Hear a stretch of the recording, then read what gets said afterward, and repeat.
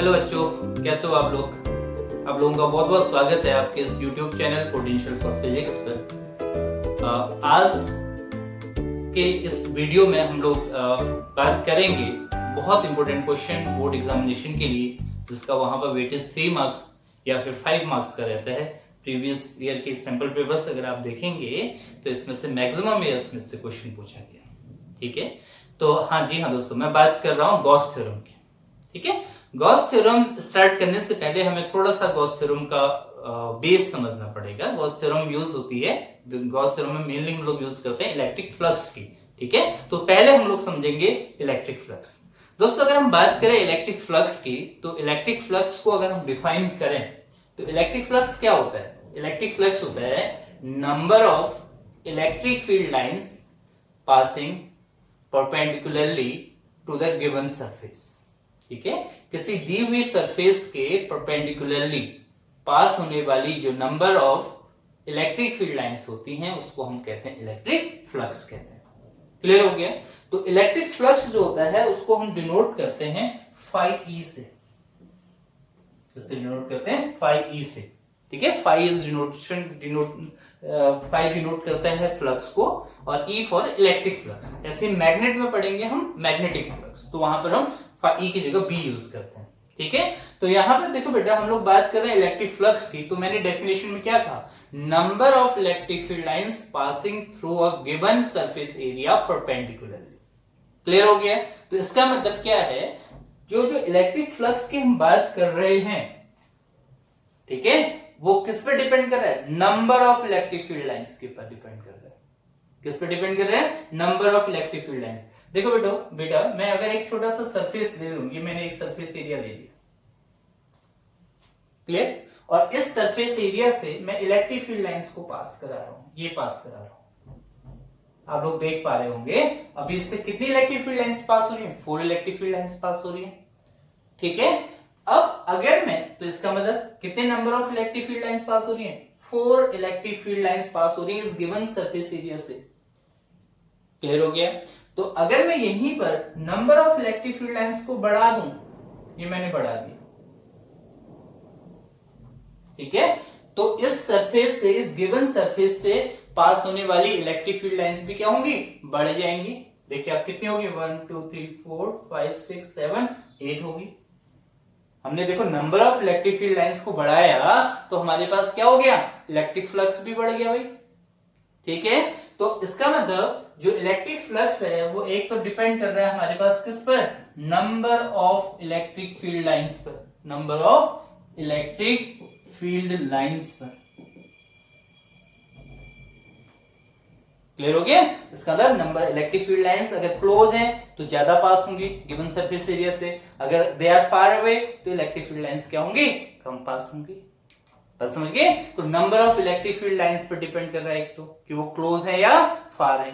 तो number of electric field lines किसी particular area पे किसको दिखाते हैं? इलेक्ट्रिक फील्ड इंटेंसिटी को। तो हम कह सकते हैं ये डिपेंड कर रहा है ई पर, मैग्नीट्यूड ऑफ इलेक्ट्रिक फील्ड पर डिपेंड कर रहा है कि उस गिवन एरिया में कितनी इलेक्ट्रिक फील्ड लाइंस हैं, और electric field lines, number of electric field lines intensity को दिखाते हैं, यानी कि इलेक्ट्रिक फील्ड की इंटेंसिटी को पर डिपेंड कर रहा है फर्स्ट। ठीक है, अब अगर सपोज करो हम क्या करें कि ये जो एरिया हमने लिया हुआ है, इस एरिया को अगर हम कम कर दें, मान लो इसकी जगह पर हमने ये लिया हुआ है, ये इलेक्ट्रिक फील्ड लाइंस दिखा रहा है, ये इलेक्ट्रिक फील्ड लाइंस को दिखा रहा है, ठीक है, ये हमारे पास इलेक्ट्रिक फील्ड लाइंस को दिखा रहा है। अब हमने इतना एरिया ले लिया, ठीक है बेटा, तो यहां पे भी देखो 8 number of electric field lines हैं, 8 number of electric field lines हैं, लेकिन हमने क्या कर दिया? एरिया को रिड्यूस कर दिया, कम कर दिया। तो अब देखो कितनी इलेक्ट्रिक फील्ड लाइंस पास हो रही है? 1 2 3 4 5 इलेक्ट्रिक फील्ड लाइंस पास हो रही है। ठीक है, तो इसका मतलब क्या हुआ कि एरिया से कितनी इलेक्ट्रिक फील्ड लाइंस पास हो रही है? 5 इलेक्ट्रिक फील्ड लाइंस पास हो रही है।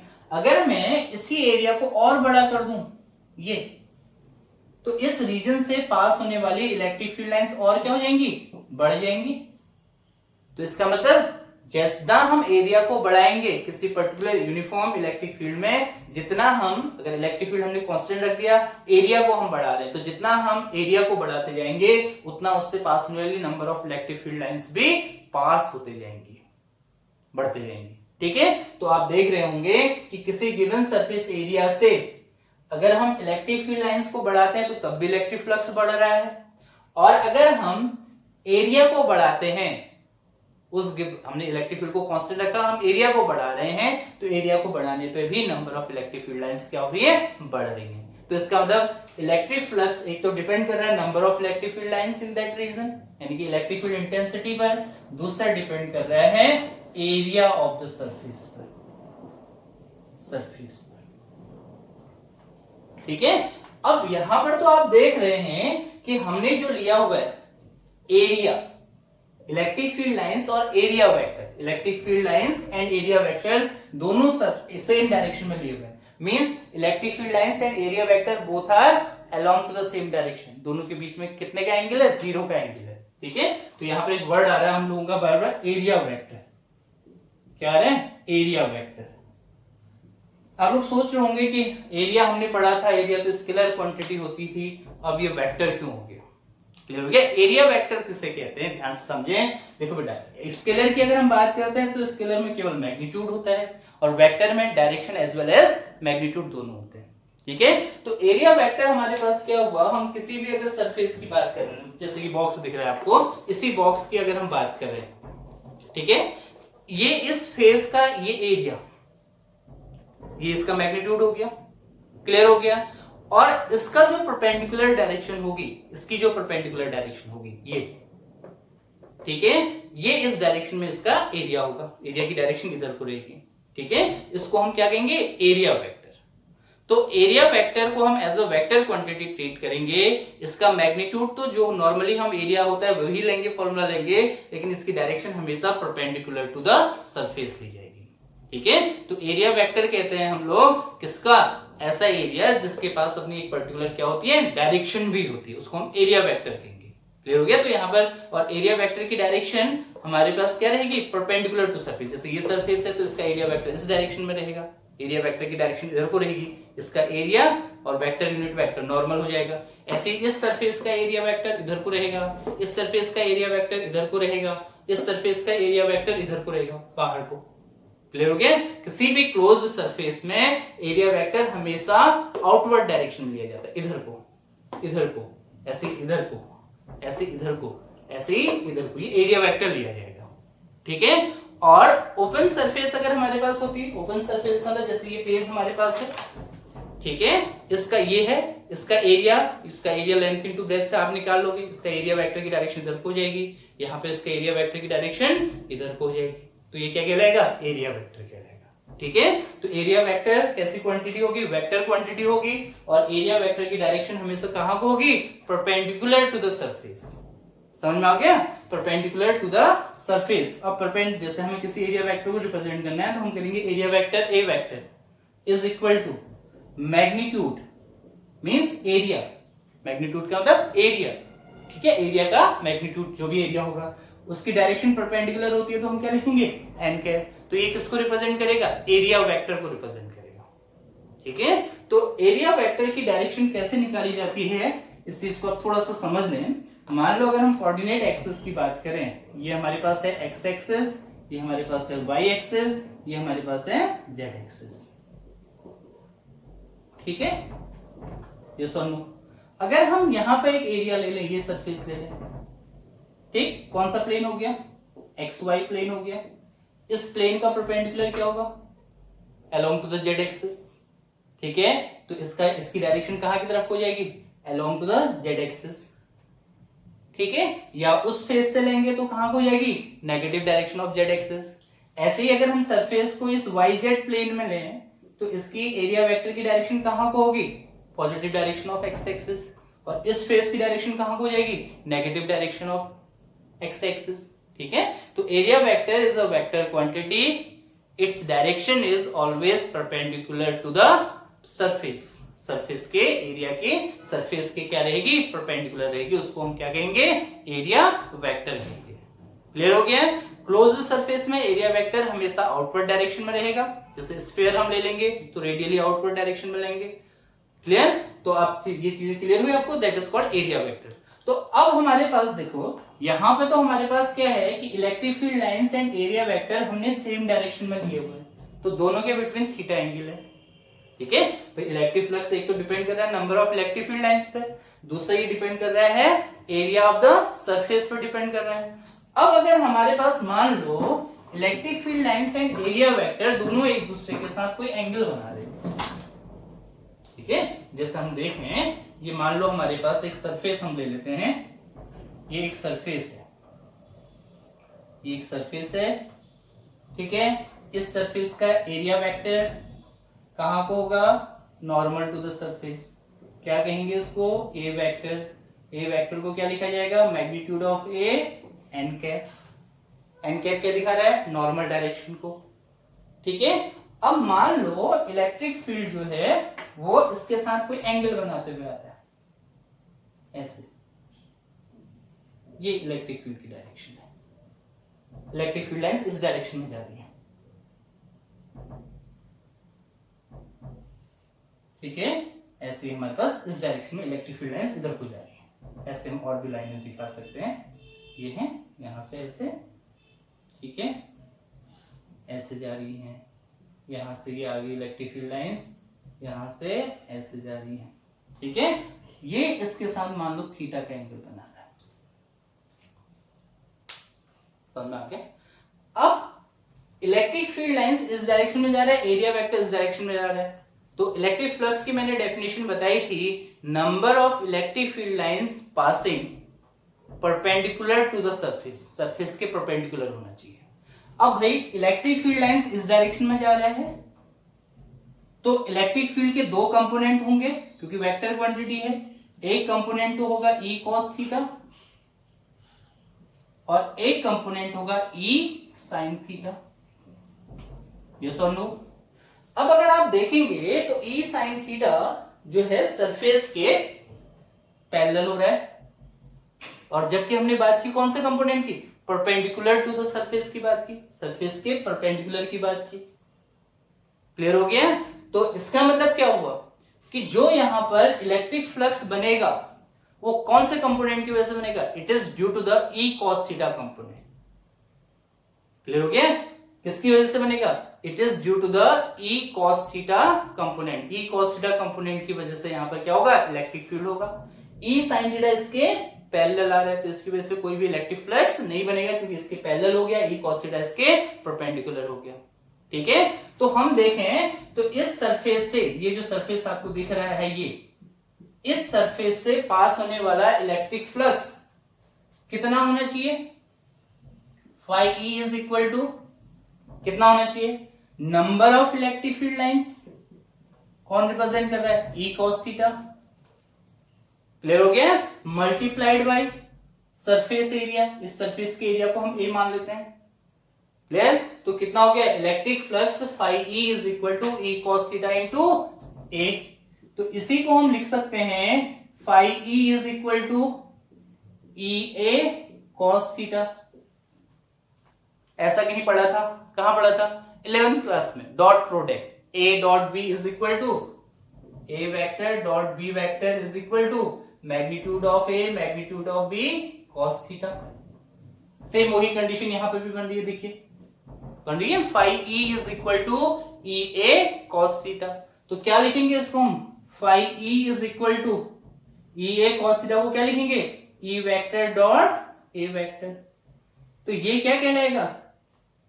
क्या कहलाएगा? Electric flux passing through the given surface area. कैसे? इसके परपेंडिकुलरली इसको हम इलेक्ट्रिक फ्लक्स कहेंगे। समझ रहे? अब अगर यहां पर लार्ज एरिया के बजाय हमारे पास स्मॉल सरफेस होता तो हम क्या लिखते? फॉर स्मॉल सरफेस एरिया क्या लिखते हम? ए को क्या लिखते? DA। ठीक है। तो इसको क्या लिखा जाता? E dot DA vector. तो इसको हम क्या लिखते? D phi E। क्लियर हो गया? D phi E is equal to जाएगा E डॉट DA। तो हमें phi E निकालना होता तो हम उस कंडीशन में क्या लिखते? Surface integration, this is for closed surface, surface integration E dot d ए लिखते, ये कहलाता है हमारे पास क्या, इलेक्ट्रिक फ्लक्स। ठीक है, इलेक्ट्रिक फ्लक्स कैसी क्वांटिटी होती है, it is a scalar quantity. आप देख रहे होंगे दो वेक्टरों का डॉट प्रोडक्ट हमेशा कैसा होता है, स्केलर। तो इलेक्ट्रिक फ्लक्स कैसी क्वांटिटी होगी, स्केलर क्वांटिटी होगी। कैसी क्वांटिटी होगी, स्केलर क्वांटिटी रहेगी। ठीक है, it is a scalar quantity होगी। इसकी यूनिट क्या बनेगी, बोलो, इसकी यूनिट हमारे पास रहेगी, क्या बनेगी इसकी यूनिट, इलेक्ट्रिक फील्ड की यूनिट क्या होती है, न्यूटन पर कूलम। एरिया की यूनिट क्या होती है, मीटर स्क्वायर। ठीक है, तो इसकी यूनिट हमारे पास क्या हो जाएगी, न्यूटन मीटर स्क्वायर पर कूलम। इसकी यूनिट हो जाएगी न्यूटन मीटर स्क्वायर पर कूलम। ठीक है, तो ये हमारे पास है इलेक्ट्रिक फ्लक्स। क्लियर बेटा। तो इलेक्ट्रिक फ्लक्स किन किन फैक्टर्स पर डिपेंड करता है, it depends upon the electric field intensity, यानी कि number of electric field lines. ठीक हो गया। दूसरा, it depend upon the surface area. Surface area बढ़ाएंगे तो इलेक्ट्रिक फील्ड लाइंस बढ़ जाएंगी, सरफेस एरिया कम करेंगे तो इलेक्ट्रिक फील्ड लाइंस कम हो जाएंगी। Clear. Third, it depends upon the angle between electric field and area vector. समझ गए, किस पर डिपेंड करता है, कॉस ऑफ, ठीक है, cos theta, cosine of angle between electric field and normal vector. दोनों के बीच के जो एंगल होता है उसके कोसाइन के पे भी डिपेंड करता है। क्लियर हो गया। कोसाइन पे क्यों डिपेंड कर रहा है, क्योंकि कॉस थीटा जो फैक्टर होगा वो परपेंडिकुलर टू द क्या आएगा, सरफेस के आएगा। ठीक है बेटा, तो ये हमारे पास रहेगा इलेक्ट्रिक फ्लक्स। ठीक है, चलिए हम देखते हैं गॉस थ्योरम। ठीक है, अगर हम गॉस थ्योरम की बात करें तो गॉस थ्योरम कहता है कि the net electric flux passing through a closed surface.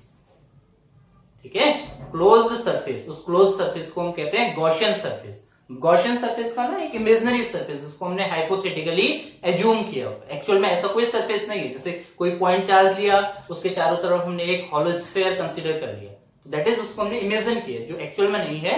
हम साइंस वाले हैं, लेट्स सपोज में तो हम माहिर हैं, है नहीं, तो हम एक्स को वाई का फादर बना देते हैं या वाई को एक्स का सन बना देते हैं, तो साइंस है नहीं। तो हमारे पास कोई एक पॉइंट चार्ज है, उस पॉइंट चार्ज के चारों तरफ हमने एक इमेजिनरी सरफेस ले लिया, तो क्या कहलाएगा, Gaussian surface.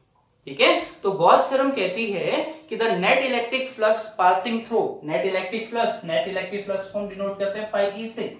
Net electric flux passing through any closed surface, ठीक है, क्लोज्ड सरफेस इज किसके इक्वल होता है, 1/ε0 times of total charge enclosed, total charge enclosed.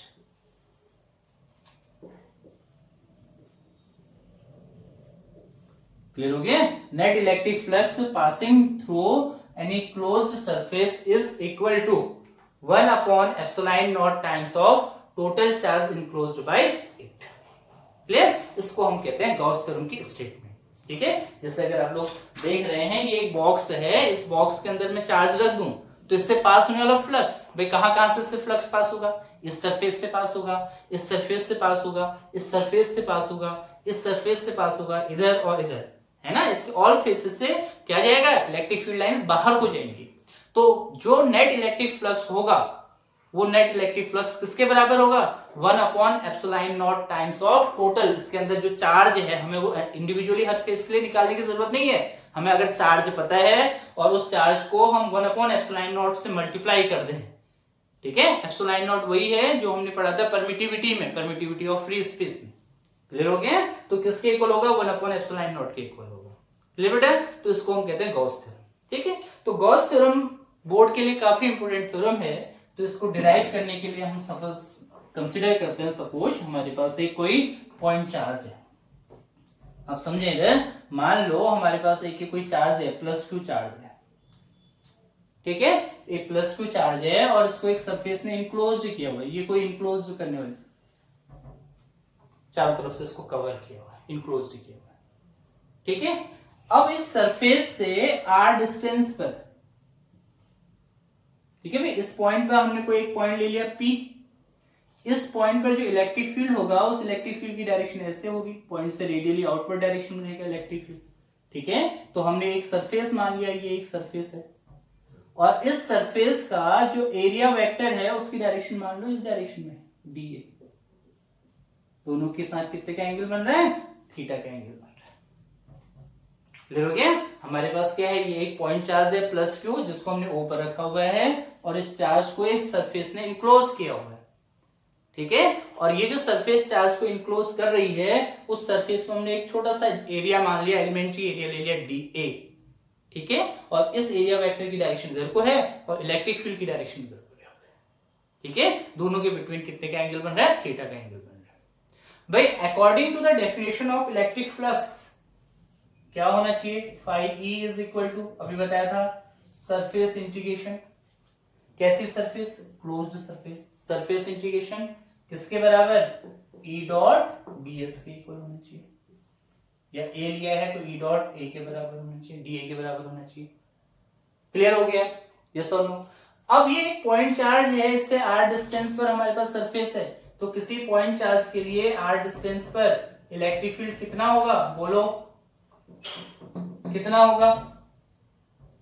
ठीक है, फाई इज इक्वल टू इतना लिखा हुआ है, तो इसको हम फर्दर लिख सकते हैं, phi E is equal to E d A cos theta, dot product था तो हमने E d A cos theta उसको लिख लिया। तो इस पॉइंट पे ई पर इलेक्ट्रिक फील्ड कितना होगा, 1/4 pi epsilon naught q upon r square. कौन सा पॉइंट है, इस ओ से आर डिस्टेंस पर जो पॉइंट, ये पॉइंट क्लियर हुआ। Surface integration E dot d A को क्या लिख सकते हो आप, E d A cos theta, A dot B, A vector dot B vector equal to A B cos theta होता है, तो ऐसे E d A cos theta लिख सकते हैं। तो ई की वैल्यू हमारे पास है 1/4 pi epsilon naught q upon r square. इस प्लस क्यू चार्ज से आर डिस्टेंस पे किसी पॉइंट पे इलेक्ट्रिक फील्ड होगा इतना। ठीक है, तो बाकी इसको क्या लिखेंगे, डी ए कॉस थीटा लिखेंगे। भाई इस इक्वेशन में अगर हम देखें तो Q upon 4 pi epsilon not constant है।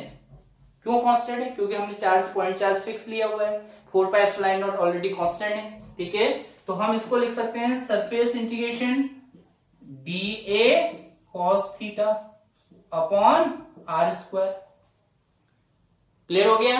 इस टर्म को देख के आपको कुछ याद आ रहा होगा, 11th क्लास में हम लोगों ने पढ़ा था सॉलिड एंगल। सॉलिड एंगल याद है ना, 3 dimensional angle, angle subtended by any surface at the centre. जैसे आपने देखा होगा मूंगफली वाली के पास, देखा कोन जैसा ऐसा बना के देता है आपको। ठीक है, तो ये जो हमारे पास सरफेस है हमारा, ये सरफेस डीएस, हम डीए इसको मान लिया। ठीक है, तो इसके सेंटर पर जो एंगल बनेगा, इस कोन के सेंटर पर जो एंगल बनेगा, उस एंगल को हम क्या कहेंगे, सॉलिड एंगल कहेंगे, है ना। एंगल अगर 2 डायमेंशनल एंगल होता है तो इंक्लिनेशन या स्लोप बिटवीन 2 लाइन को हम एंगल कहते हैं। तो 3 डायमेंशनल एंगल जो होता है उसको सॉलिड एंगल कहते हैं। और सॉलिड एंगल को, ठीक है, इसको हम यहाँ पर डिनोट करते हैं डी ओमेगा से। तो हम क्या लिखेंगे इसको, d omega is equal to surface integration d A cos theta upon r square. ठीक है, सॉरी, इस d A cos theta upon r square को हम सॉलिड एंगल क्या लिख सकते हैं, डी ओमेगा लिख सकते हैं। क्लियर हो गया। अब अगर हम इसी को फर्दर सॉल्व करें तो phi E is equal to जाएगा Q upon 4 pi epsilon naught surface integration. ठीक है, किसके लिए, फॉर क्लोज्ड सरफेस के लिए, d A cos theta upon r square को क्या लिखेंगे, क्या लिखेंगे, बोला था अभी मैंने, d omega. D omega is the solid angle. ठीक है, अब अगर हमारे पास इसी को फर्दर लिखा जाए तो phi E is equal to जाएगा Q upon 4 pi epsilon naught. ठीक भाई, इधर देखो, अगर हम सर्किल की बात करें तो सर्किल के सेंटर पे कितने का एंगल बनता है, 2 पाई का। कितने का एंगल बनता है, 2 पाई का एंगल बनता है। क्लियर, सर्किल के सेंटर पर 2 पाई एंगल का बनता है। अगर हम सॉलिड स्फीयर की बात करें तो कितने का एंगल बनेगा, 2 पाई एंड 2 पाई, टोटल कितने का एंगल बनेगा, 4 पाई का। तो इंटीग्रेशन ऑफ डी ओमेगा किसके बराबर होगा, 4 पाई का, क्योंकि देखो यहाँ पर 2 सरफेस होगी नहीं हमारे पास सेंटर पे, एक तो ऐसे एक ऐसे, तो टोटल कितने का एंगल बनेगा, इंटीग्रेशन ऑफ डी ओमेगा किसके बराबर होगा, 4 पाई के। 4 पाई से आपका 4 पाई कैंसिल हो गया, तो हम क्या लिखेंगे, बोलो, phi E is equal to 1 upon epsilon naught times of Q लिखेंगे। Q is the charge enclosed by the surface. ठीक है, इसको हम क्या कहेंगे, गॉसेस थ्योरम। क्या कहेंगे, गॉसेस थ्योरम। ठीक है, the net electric flux passing through a closed surface is 1 upon epsilon naught times of charge enclosed bye. ठीक ठीक है, आज के वीडियो में हम लोग इतना ही देखेंगे। नेक्स्ट वीडियो में हम लोग गॉसिप थ्योरम की एप्लीकेशन